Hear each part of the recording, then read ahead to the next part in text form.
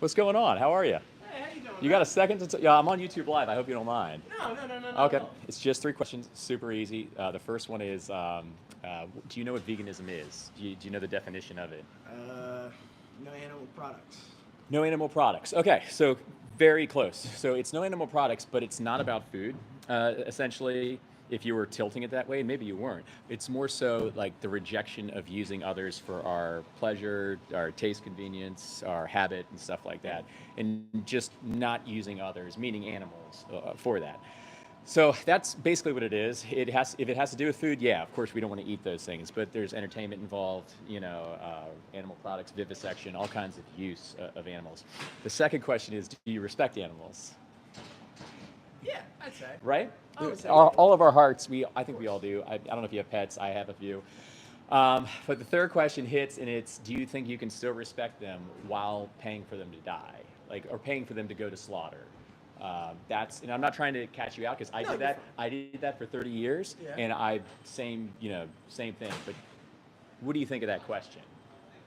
I don't know. I think personally, I think, and maybe it's a selfish perspective, but I just think that animals and humans are not on the same level, just because of, if anything, the accomplishments that we have Hmm. made compared to animals. Hmm.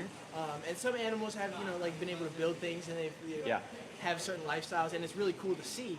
But Yeah. when you compare it to like cars and like what we Yeah. have now, it Yeah. The tech and the new age of technology, yeah, I what think it we've almost created. makes people think that they have the right to, Yeah.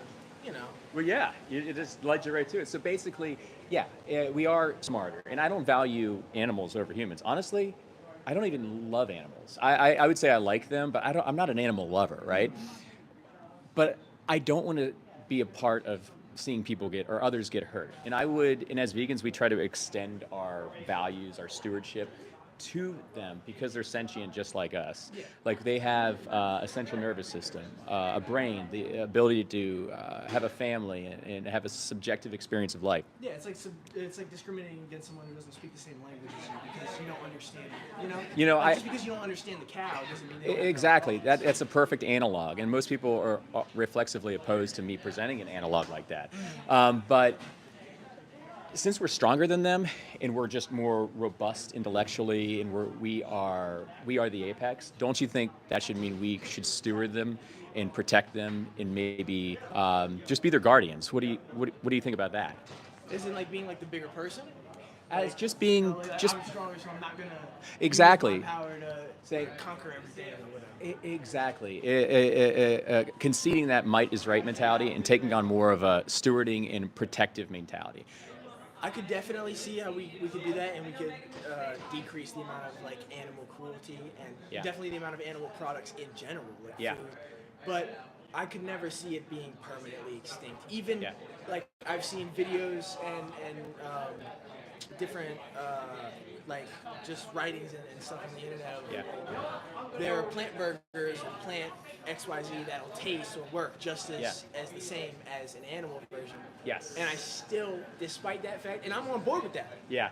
I just think Yeah. that with other people, you could not 100%. Yeah. Phase Some them. people are never going to change. Yeah. They're just not going to change. You just can't But phase them. what we have found is that people that care will change. Like there are many people going vegan right now. Many people changing their kind of action mechanisms towards more of that of compassion.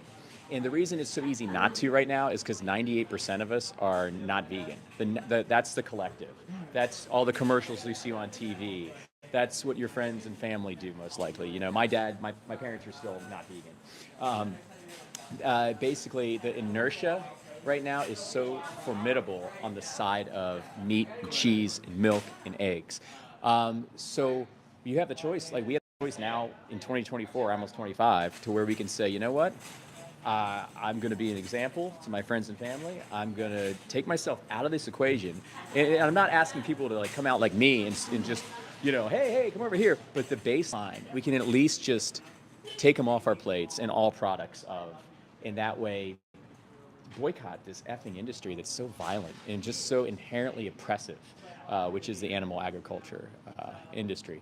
Well, a question that I kind of have Yeah. conversely is like, do you see something wrong with? I mean, well, do you think that humans are like carnivores, herbivores. That's funny. We were just having this chat. So, so we are opportunistic omnivores right now. Like we have the ability to. I could eat a human right now. I could literally eat a human, and I would digest it, and everything would be fine. Are there not sicknesses that come with that though? Oh, yeah, I mean, that's where we would point back to the leading cause of heart disease is too much saturated fat, and that saturated fat is definitely from animal products. I mean, we're talking the tune of 500,000 people dead every year because of animal products, overconsumption, overnutrition. You can be healthy on both diets, and that's why I like to in the beginning say it's not about food, it's about the ethos underneath it. You can be healthy on both diets, but if you look at our teeth, you know, these little teeth back here, these canines. You know, paint a hypothetical, you go into the woods, you go into the forest, and you see, I don't know, a squirrel. Do you think you could, for one, outrun the squirrel, catch it, put it in your mouth, somehow dismember it, harvest it, and then eat it and not just fuck up your entire body? Or they probably wouldn't do to that extent, but it would be not a good effect on your body. Yeah, it's not the same as yeah. like a lion catching. Instinctually, when you're driving down the road and you see roadkill, does that make you hungry? That doesn't make you hungry, right? No. So instinctually, you know, we are built herbivorous. And there are many plant-based doctors out there. There's one, his name is Milton Mills, and he goes in depth of why he thinks we're herbivorous and has studies and peer-reviewed everything on his findings on why he thinks we're herbivorous. I mean, all the anatomy is really case in point, and then the intuition, the instinct. So I would ask you, like, boom, put you in the limelight. What would stop you from going vegan? Not even the meat. Yeah. Like I've said, I've seen videos of plant-based meat, and Yeah. they've given it to people blindly. Yeah. And they haven't been able to tell the difference. Yeah. It's just there are so many animal products in snacks. Yeah. Like They're ubiquitous. They're ubiquitous. That I wouldn't even think to. Yeah, and that goes back to the 98%. 98% of people are not, and businesses and companies, of course they're using all that because they see nothing wrong with it, and it's economically, it makes sense. It is for like filler and taste texture and seasoning, whatever.